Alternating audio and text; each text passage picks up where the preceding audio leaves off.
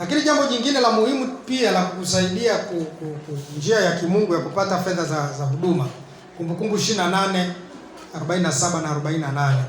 Kumbukumbu 28:47-48 nasema, kwa kuwa hukumtumikia Bwana Mungu wako kwa furaha na moyo wa kushukuru kwa ajili ya ule wingi wa vitu vyote, kwa hiyo utawatumikia adui zako atakaowaleta Bwana juu yako kwa njaa na kwa kiu na kwa uchi na kwa uhitaji wa vitu vyote, naye atakuvika kongwa la chuma shingoni mwako hata atakapokwisha kukuangamiza. Bwana Yesu asifiwe. Amen. Kingine cha kukusaidia, mtaji mwingine wa kukusaidia, tumika kwa furaha. Penda kazi yako.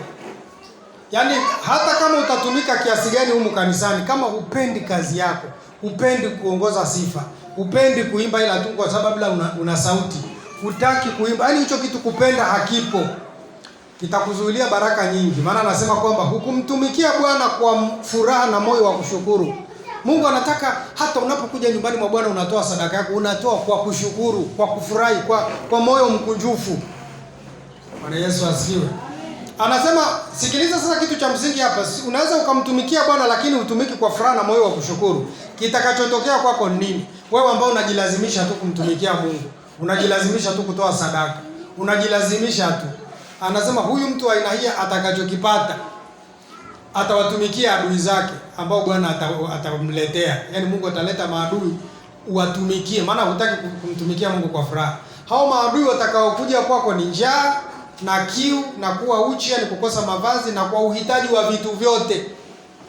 Sasa kumbe inawezekana tunapata uhitaji mwingi kwa sababu Mungu anashangaa, huyu mtu mbona hana furaha?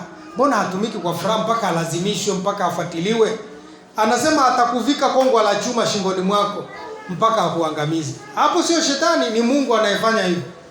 Kwa Mungu atusaidie sana katika maisha yako, upende kazi ya Mungu unayoifanya. Ukipenda, hutakuwa mtu wa kuvutana na watu, utafurahia hata kama umepangwa, unaenda sasa ukafanya usafi ni kule msalani au ni wapi, unafurahia unachokifanya. Sasa usipofurahia, hata kama ulifanya hicho kitu, upokee baraka. Na nafikiri kwenye ule jumbe zile zilizopita, ule ndio mnaosikiliza nilizungumzia hilo pia, kuhusu ujumbe wa kuzimu ambao ulinaswa hivyo kwamba tunataka watu watoe sadaka na zaka vizuri, lakini wasitoe kwa furaha. Maana huyo Mungu wao hapendi tu zaka, hana shida tu na zaka, ana shida na ukunjufu wa moyo.